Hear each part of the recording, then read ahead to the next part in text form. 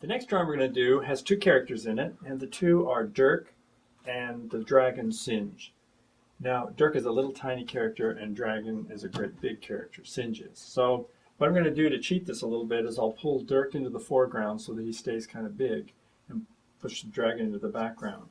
And I think just to get this thing to work, I'm going to sketch out how I can do this. This dragon is sort of looking at Dirk like that. And I can bring all the tail up around like this. And maybe the legs of the dragon like that.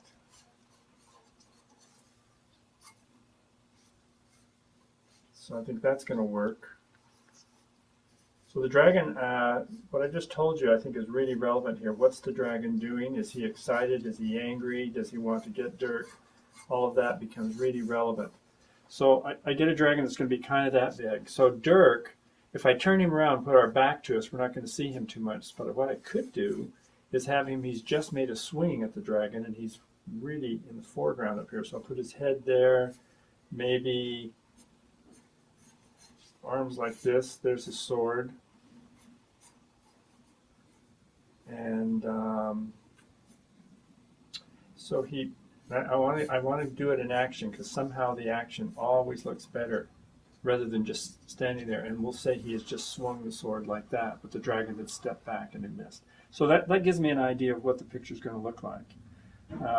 Right now I've got this down in this corner, so it looks like we're going to probably have to take the little seal and put it over in this corner, but I think it'll work. So let's get this Singe dragon to work for us. Really important. I'm going to just slightly detail again, so I know what I'm drawing here.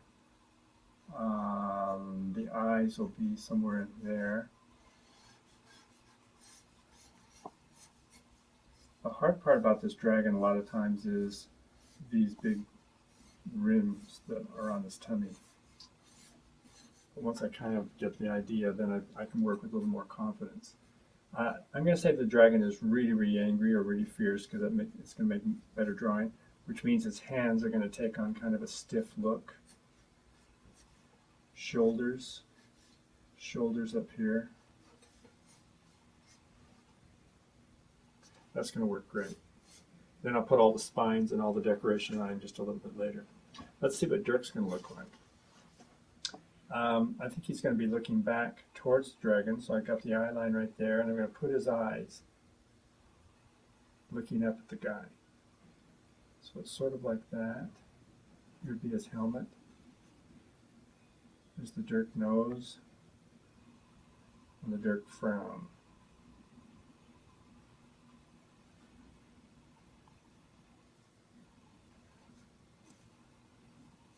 That works. And his shoulders. It's really hard with human characters. You have to get the anatomy just right, or anyone looking at it says, it doesn't look right. And they'll spot it immediately. Even if they're not an artist, they'll spot it.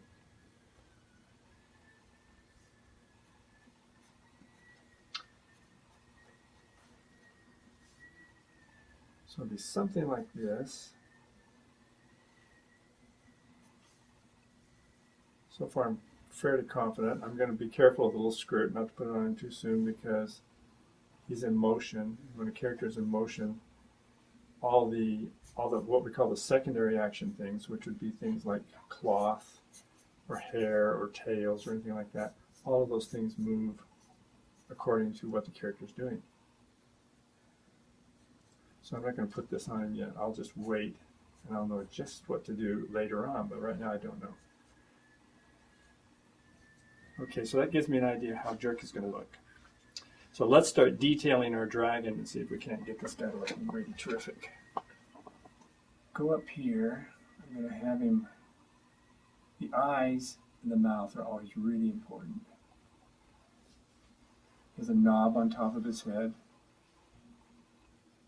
and the brows are always a little darker than anything else. The cheeks of the dragon tell you, what he's doing. So I think the dragon has one of those mean kind of smiles on his face. And the big nostrils, which you can see.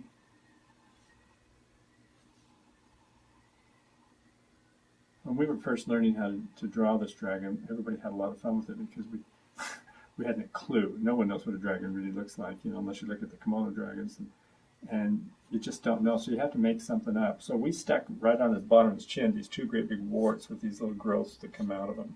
And we went up at the top of his head on the knot on top of his head and did the same thing, so that he has these appendages that come out of his head. And it made him really interesting. Then we thought, well, why not put sort of like out of the same point right here, we're going to put these big fan-like things on his cheeks, which are like fins.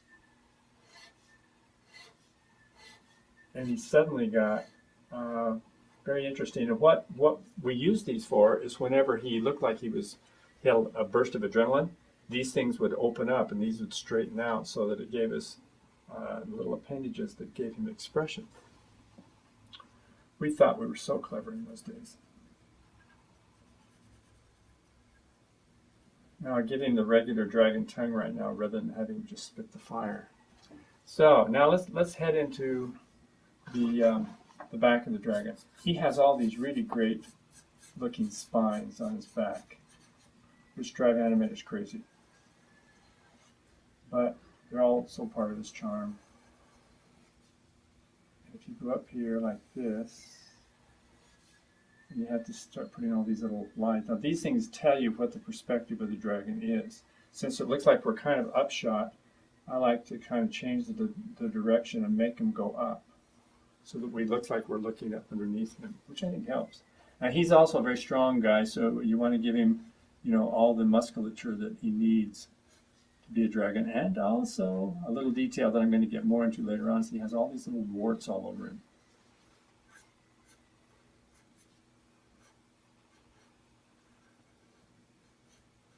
So there we go. Let's draw his chest. On the chest, I'm going to continue these.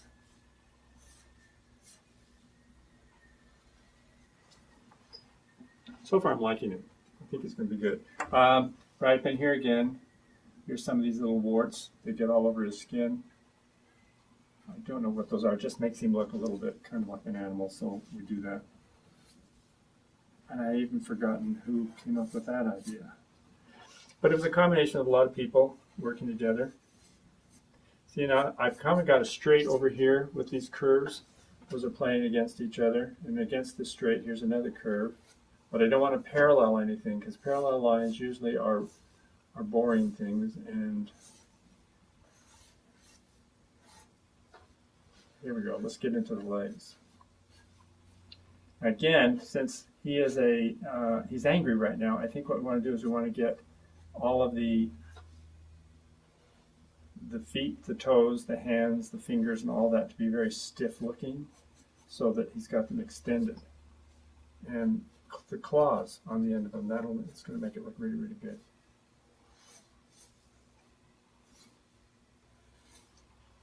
All right. And right here, we'll do this, this, this, this, and then get this other leg. And he has big fleshy legs, so don't be afraid if you're trying to draw this guy to make them kind of big and flat and fleshy, but also a real fleshy knee.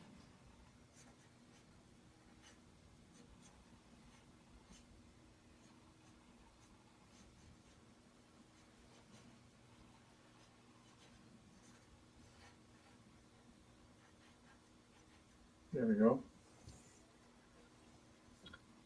And then on the spines, we won't see all the spines on the back of him. You'll see some over on this side. And then they pick up once again when you see the top of his tail. And they're not all the way down. I've chosen to put them partially down, and then there's a little smooth part where maybe some have fallen off, and then there's a few more, and then there's a few more. And I'm using this tail to draw attention to Dirk, who's out here in the open. So this is going like this. It's leading you right to look at Dirk. There's the bottom of his tail, a few more spines, not too many. It's what you leave out sometimes that makes it look good. Okay, let's do the other hand up here. This is claws. It's almost a human-looking hand, but not.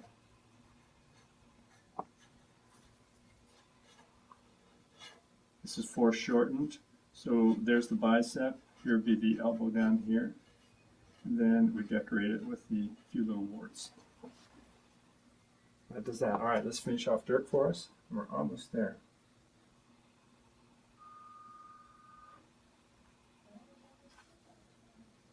There we go. Dirk is actually really fun to draw. And once you get the hang of him, I always enjoy doing this.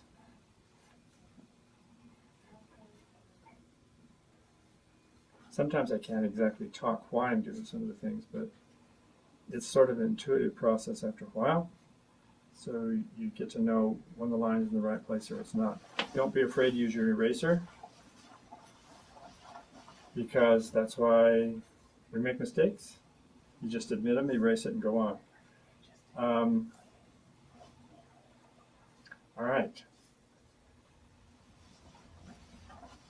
Now Dirk, you have to think through this. You know, how is he grasping? Here's his hand. His thumb goes around the other side. This other hand is upside down, and this is the thumb here. All right, and so I'm liking that. Let's draw the hilt of the sword. This will tell us kind of how the sword angle is. There's the knob on the end of the hilt of the sword. Now we have to draw the sword itself. And there we are.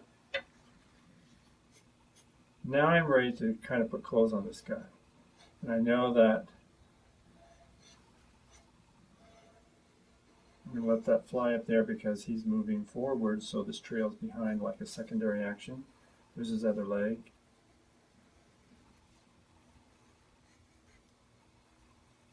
If it looks like at any time you don't like the way you've drawn this, just erase, and as long as you're drawing with a fairly soft pencil, you don't have a problem because you haven't grooved the paper.